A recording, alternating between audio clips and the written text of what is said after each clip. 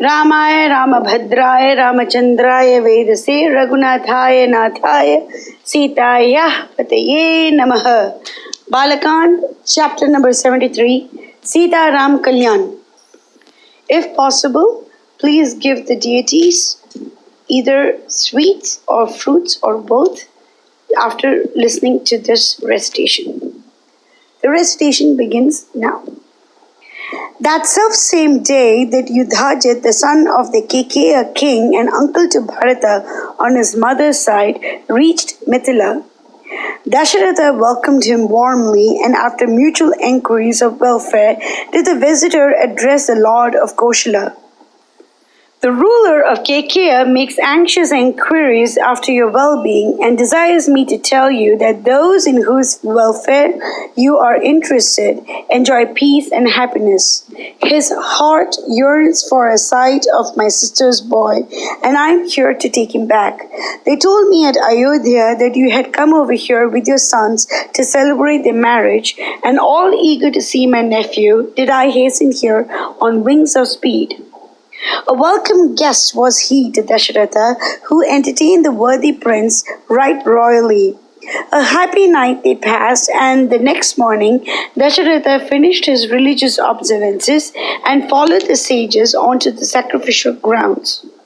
At the auspicious moment, Vijaya, Rama and his brothers, having completed the preliminary rites, came to the place in the wake of Vashishta and the other sages of holy vows and sat by their royal sire.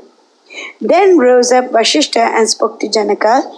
Dasharatha, the lord of Ayodhya, and his sons have come here ready for the consummation of the marriage and await the pleasure of the giver. Eternal blessings crown the heads of him that gives and him that takes. Perform this marriage and act up to your traditions.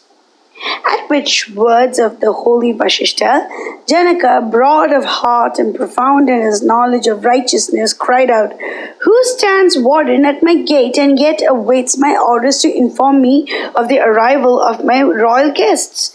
This kingdom is yours to command, and curious is your hesitation to make yourself at home in it. My daughters, behold them seated near the altar, like lambent tongues of the flame.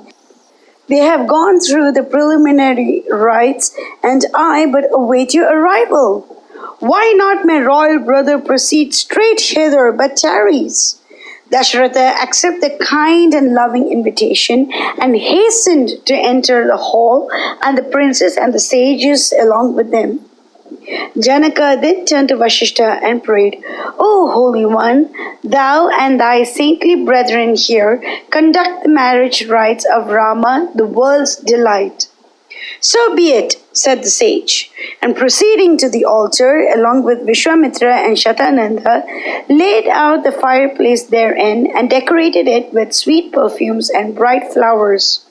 Fresh shoots peeped out from many a vessel of gold, from many a branching vase, from many a jeweled bowl, ranged upon it in a neat procession, while countless censers wafted sweet perfumes over the hall.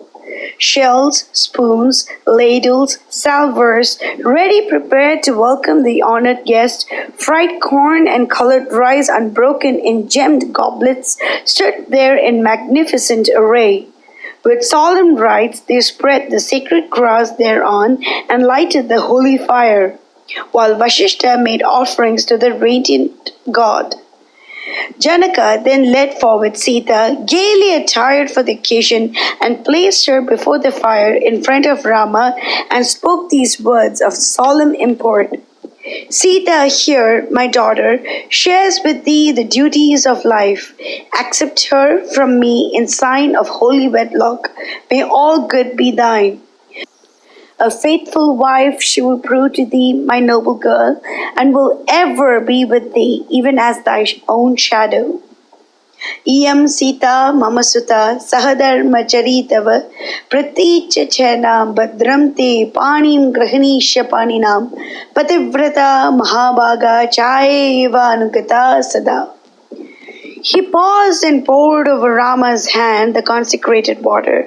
Shouts of applause and approval from the sages and gods shook the hall and ran along the welkin. With celestial music played on high, and the flowers of heavenly fragrance rained on the happy couple.